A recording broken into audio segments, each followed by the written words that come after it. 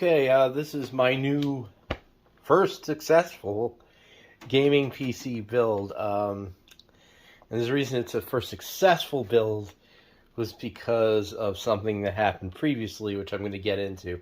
But something that happened also to a big YouTuber who was able to use that to get a fix. But anyways, so in here is just like, it's kind of the starting point for me. It actually exceeds my expectations, which aren't too high, but we have the RX, it's a 5600, 60, whatever, 6600 XT. Have 32 gigabytes of DDR4 XPG RAM, what is it, Radeon, what did I buy? A Radeon something. I'll have it in the description, but it's a Ryzen 5 something processor. I forgot what I bought. And we have what else? We got the RAM. We got the motherboard is, what is that? I got the box here, is a ROG Strix B450F Gaming 2, and the case is the Be Quiet something or another. It's a case, comes with a bunch of fans, comes with Pure Wings fans, not RGB, and there's a dog barking. There's the fans, there is dog, shut up. And there's LEDs in the top of the case, so a little RGB. You have addressable RGB on the board and on the case, as well as the button changes the RGB. There is a USB-C button. A USB-C button. That's why I wasn't able to build a gaming PC, because I called it a USB-C button. No, USB-C port and a USB-A port on the front. And then there is a mic and a headphone jack, and a bunch of USB ports on the back for the from the motherboard, and yeah, a lot of stuff there. Power supply I'm going to swap out because I made a bad purchase with that. That was a cheaper power supply, and I didn't buy it because it was cheap. I bought it because it was white, and I couldn't find a power supply that was white that matched the build. And not only was that a bad idea to purchase a shitty power supply, but it, well, it's already giving me an issue, no exploding or anything. That's fine, but if I put in a SATA SSD, the PC won't boot. So I got to change that out. But I don't remember what I was going to say. It's a 700 watt power supply. And yeah, I'm just going to change it out because that's no good. But I purchased that because it was white.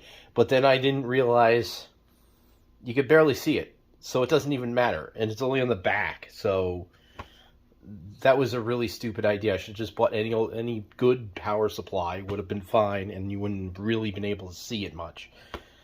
Plus there are also white power supplies that I found later on that you can use.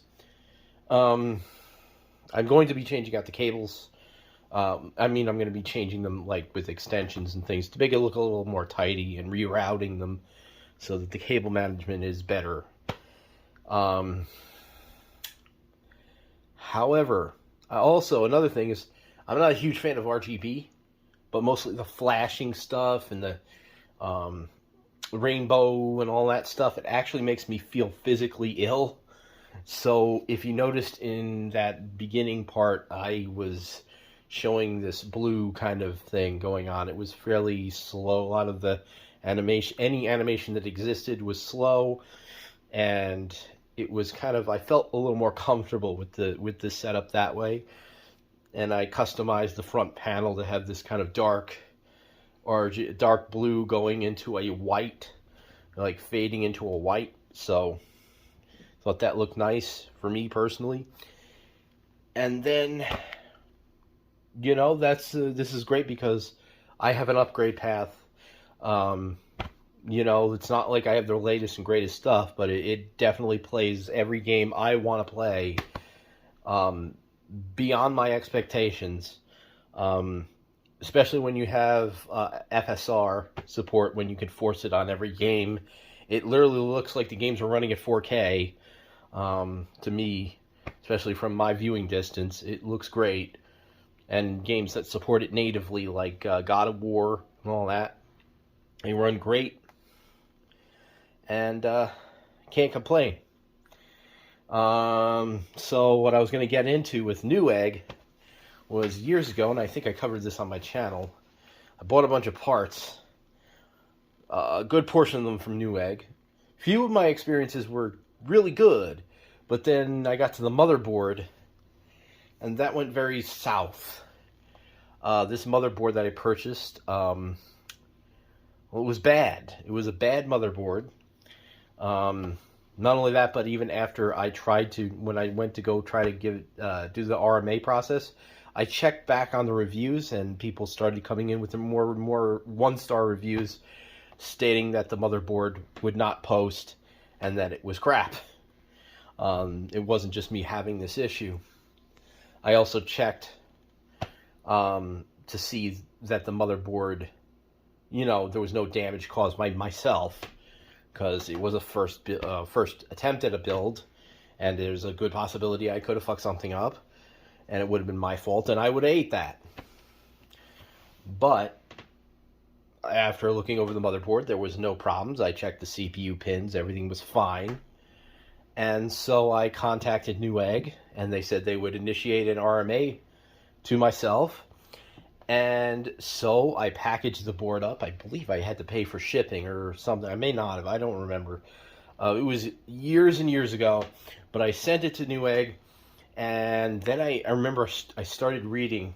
I was at my girlfriend's house. I started reading online people talking about how they sent their motherboards in perfectly working order. And they received a notification or a email or whatever from Newegg stating that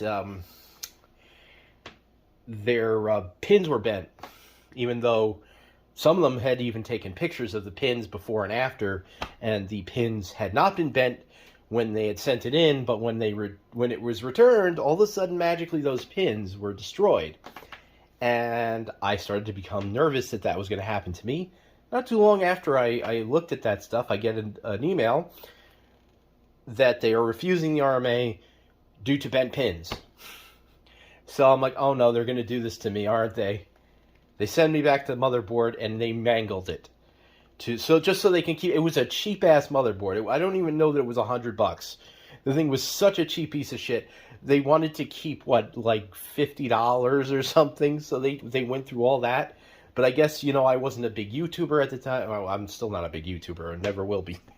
But I'm not a big YouTuber. I'm not Jay's 2 cents. I'm not, I'm none of these big PC YouTubers. So I can't, when I say something, nobody hears it. However, of course, luckily they have actually tried this shit out with Gamers Nexus. And that was a while ago, but they did, it didn't go well for them. And I hope we continue to push them on it and not forget about it, because it's very easy to forget those things. But what that caused for me was for me to be scared to build my own PC. I built so many different things, showed it on this channel. I built arcade machines. I've, just little mini PCs. I was okay with that and all this stuff. But I was so deathly afraid to build a PC because I was afraid to lose money. Last time when I did that, I lost a shit ton of money. I did not have as much money as I do now, and that was a huge hit on me. And after that, I ended up purchasing pre-built like office PCs, like refurbished office PCs, and just shoving graphics cards in them, because I was afraid to build a PC due to the possibility of me losing money. And finally I decided, you know what? Amazon has a really good return policy. They don't seem to give a rat's ass. They're like the exact opposite. So I'm like, you know what? If I could try again, and if something's broken, Amazon should do a proper RMA. Luckily, that did not end up happening. I did not have any broken parts, but I ordered the PC. It was an insanely nerve-wracking process putting it together because I was worried to death, thinking about if it doesn't post, I'm screwed. Or not that I wasn't really screwed, but it's a hassle, even if the RMA process is easy. But I finally got everything put together, and in a point where it's working and it displays images. It has Windows 10 on Windows 10. Yeah. Just a question, by the way, to anybody using Windows 11, how is it working? I use VR and stuff and a lot of applications. How's Windows 11 working? Is it quite up to par yet? I think you can use your Oculus Quest AirLink on there now, but I don't know, and that's important to me. And Windows 11 looks like it has a few things I might want, like the Android apps. Those are important because I have some Android apps I need, so I don't have to run and grab my phone all the time. Anyways, so that was just a little question there. But back to Newegg. Since then, I have not actually purchased anything from Newegg at all. In fact, they've had some exclusive things that they only sold, and I skipped out on them because they were from Newegg, and I don't want to give Newegg any business. And so, anyways, I am very ecstatic, though, with this build. Other than the Newegg stuff, I am very happy with this build, and hopefully I'll feel more comfortable in the future doing it again if I need to. And I'm very happy. What I'm mostly happy about is the upgrade path that I now have, because my last computer was just an HP machine. It was, at the time it was released, it was insanely powerful, and it was actually really expensive, but now they're like really cheap. It was a Z230, something like that. A full-size desktop, and you could put a full-size graphics card in it, but it still had outdated hardware in it. Like, I couldn't update the processor. It was a 4th Gen i7, and there was DDR3, so the DDR3 was fine. I don't know. But, I wanted something that looked decent. I wanted a good upgrade path so I could upgrade the CPU, the RAM, whatever. This supports up to 128 gigabytes of RAM, which is more than maybe more than I'll ever need, unless something happens in the future like it did with storage. But I'm just using a stock cooler here. So far, that's been giving me perfectly fine temps. I'm not going to spend money if I don't feel like I need to, or if there's not a problem. I'm not a streamer, so I don't need to totally bling out my PC. It's going to be me and mostly my girlfriend who's going to see it. Maybe my best friend who doesn't give a rat's ass. But yeah, I'm very happy with this PC, and finally able to get over my anxiety. Oh, and this is right down here is a AverMedia Live Gamer 4K graphics card, which apparently doesn't play nice with AMD. It works fine in OBS. It works great, 4K 60 FPS in OBS, but if you try to use it in their ReCentral application, you can't use one of the big features that's advertised, which is HDR, because you can't record it all with it without it giving you errors. And I tried that in 2 different PCs, and I got the same issue. So, but worked fine with an NVIDIA card. Other than that, another thing is, there's no USB-C, no place to plug in the front I/O for the USB-C port.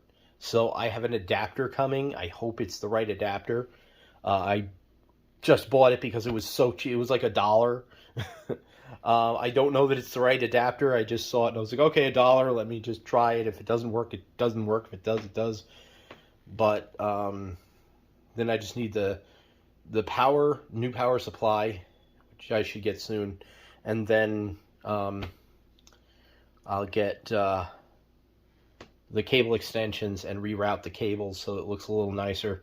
And also, I have a 500 gigabyte NVMe SSD, M.2 SSD, and stuff in there.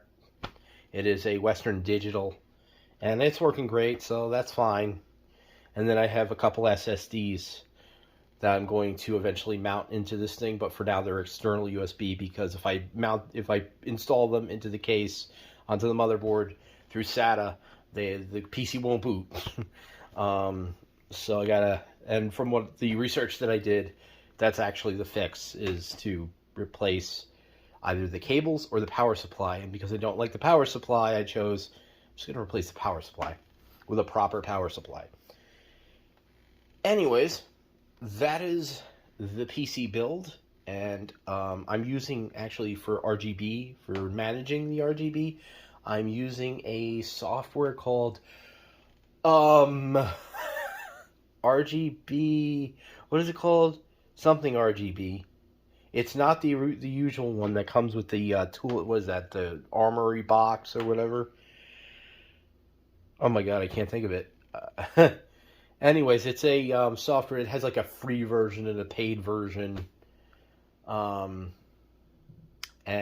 the free version works fine for what I want to do. It allows me to customize everything. I'll try to put things in the video, through editing and whatever. I get to finally edit a video on this thing too. So I haven't tried video editing on here. I did try VR. It works really good. And I tried gaming. The only thing I haven't done really is VR and emulation. So, and what else? This is a great companion for a Steam Deck. Just so you know, I saw people asking if I have a gaming PC at home already that's more powerful than the Steam Deck. Should I get a Steam Deck? And I would say 100% yes. Get a Steam Deck. Steam Deck is awesome.